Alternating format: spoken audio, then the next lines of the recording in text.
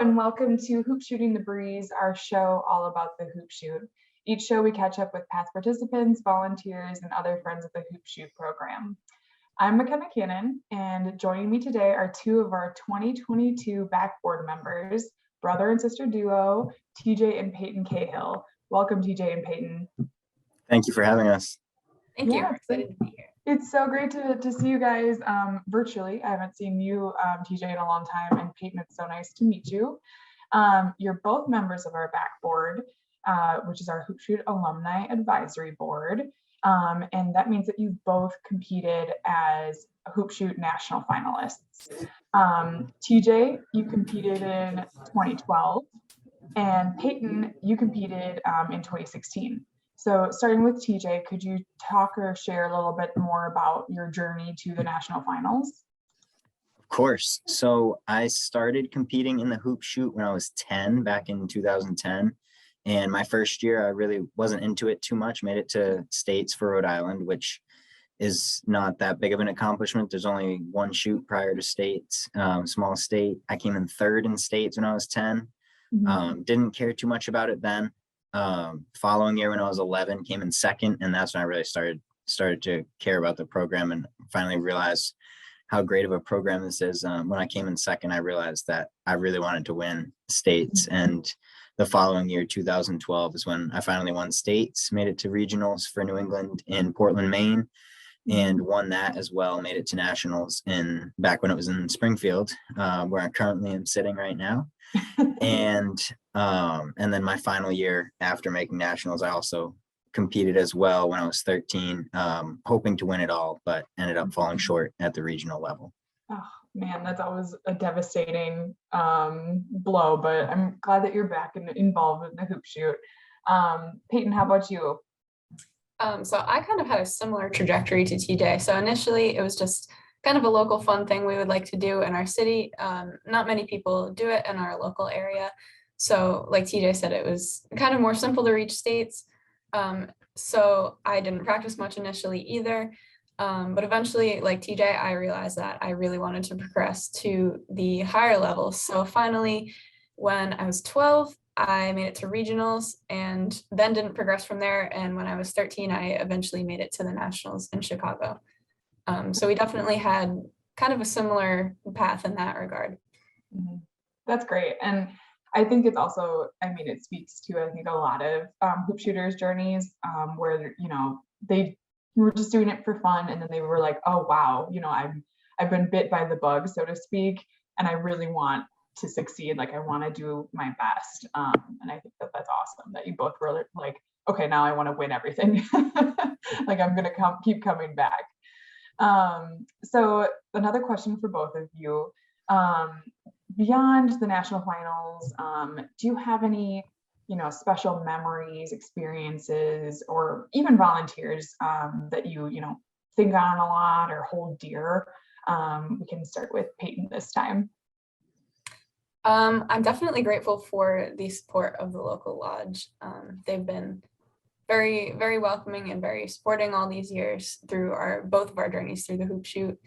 From the competition itself, it was definitely kind of left a big impression on me from a young age.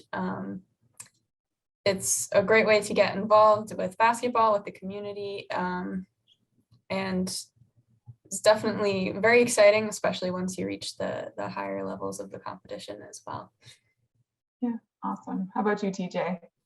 I think overall, some of the great memories just come from getting to experience all of that with my family.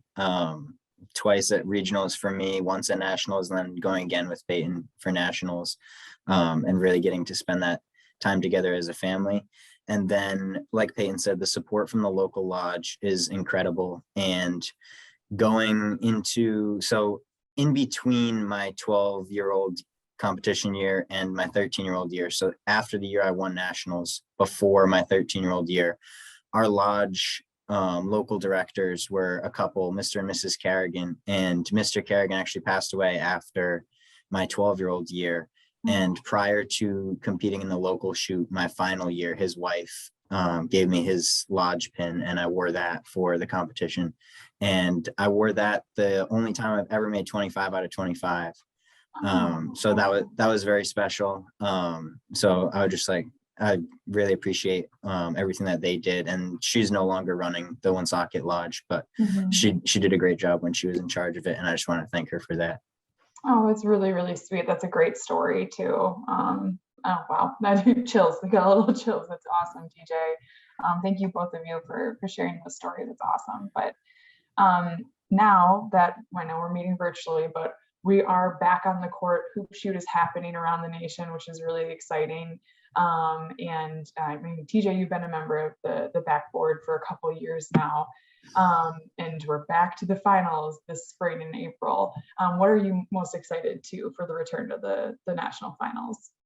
I'm excited to be back around all the families and helping the kids and just seeing them get to go through that experience kind of from an outside perspective of the BackBoard member and just helping facilitate that experience for the kids. Yeah, awesome. And Peyton, this is your first year on the BackBoard. You're a newbie.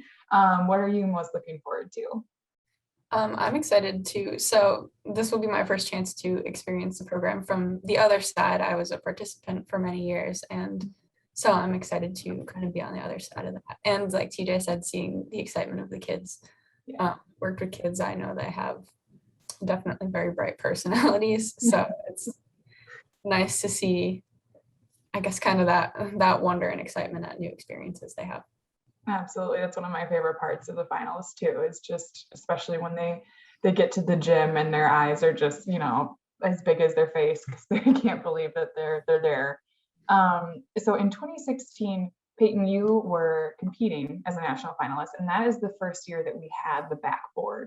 That was our first year in existence. Do you remember at all meeting any of the BackBoard or having any interactions with them as a finalist? Oh boy. I know I'm making you recall a lot, and it's okay if you don't remember. I don't particularly remember. There was a lot going on at that point. That's so true. I mean, the finals are just crazy. Oh, go ahead, TJ. I actually, from 2016, so when Peyton and the other finalists were warming up shooting, my dad is very outgoing and will love to go up and talk to all of the people. So I was with him at the time on the Friday before the competition. And I remember specifically meeting Lindsay, who I had the opportunity to work with my first year on the BackBoard. She's the only one that I do remember interacting with. Yeah. And I just remember hearing about the BackBoard that way. And it seemed like a really cool opportunity. So BackBoard wasn't around when I competed, but I do remember when Peyton was competing, getting the opportunity to meet some of them. That's awesome. And then you applied. Did you applied a couple of years after that? It was, 2 years after that. 2018 was my first nationals as a BackBoard member. That's so great. And we're excited to have you both on the team this year. It's going to be great to be back on the court and have you guys rebounding, interacting with finals. We're really excited for that. And now obviously you're both grown up, you're in college, and doing great things. But we believe that the Hoop Shoot creates gritty kids that become gritty adults and people who go on to succeed. How do you feel that your time in the Hoop Shoot has set you up for success later on? TJ, we can start with you. One thing that I particularly remember, I think it was after the year I made it to national. So going into my final year, I definitely had the goal of winning the whole thing. And I remember keeping a notebook and tracking how many shots I shot every day and how many went in and keeping track of all of that just to kind of track my progress. And I think that's definitely something that's carried over into the rest of my life, like writing stuff down that I want to achieve, want to accomplish, and then figuring out how to get there. And I think it's good for kids to have that goal setting mindset from a young age. Yeah, absolutely. How about you, Peyton? Definitely taught me the value of tenacity and perseverance. So I heard this quote once. I don't know the exact wording, but the gist was, for every success that someone achieves, there are probably like 50 other failures prior to that. So like both of us mentioned, it took us a while to kind of really get in the competitive mindset. Yeah, so absolutely. College, sorry. Oh, that's okay. Even in college now, like trying to, I guess, get that job interview, get into the classes you want, and get certain academic goals.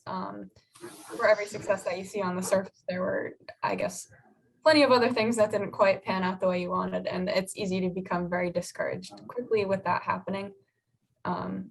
But it is not always the case, and eventually something will work out.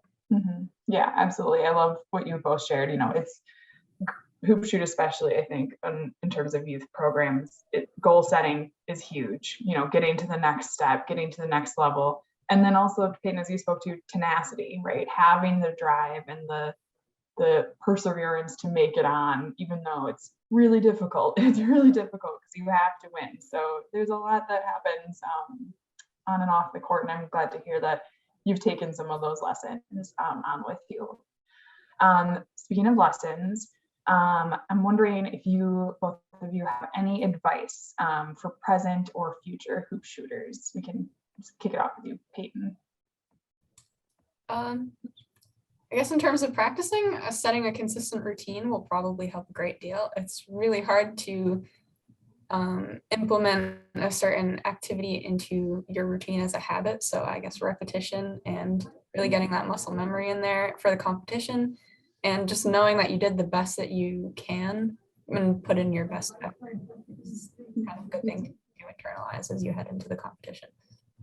Awesome. How about you, TJ? As for nationals in particular, try to have fun before Saturday afternoon, because when I was at nationals, it really wasn't fun until the shoot was over. So just embrace where you are, interact with some of the other people that you're competing against, some of the other people from your region. I know I can remember that I interacted with only a few of them, but I remember which ones I interacted with. And just make sure you making the friends, and don't worry too much about the competition, because you're all at least top 12 in the country. So yeah, that's great advice. Both of you had perfect words of wisdom for our hoop shooters, and I want to thank you both so much for taking some time out of your busy schedules to be on the show today. We'll be back next month for another exciting interview, and before we sign off, the February Service Scorecard begins right now. If you don't know, it's a virtual engagement opportunity that combines service, the Elks spirit of volunteerism, and fun. And if you participate, you have a chance to win a $100 donation to the charity of your choice. So, TJ, could you share this month's theme, please? February's theme is community, encouraging participants to build, engage with, and serve their community. Visit enf.elks.org/servicesc to participate. Awesome. Thanks again, you guys. I will be back here in just a few seconds to announce the winners of the January scorecard. In the meantime, be sure to subscribe to our YouTube channel. And if you liked the show, leave a thumbs up and let us know what you think in the comments. Until next time, best wishes.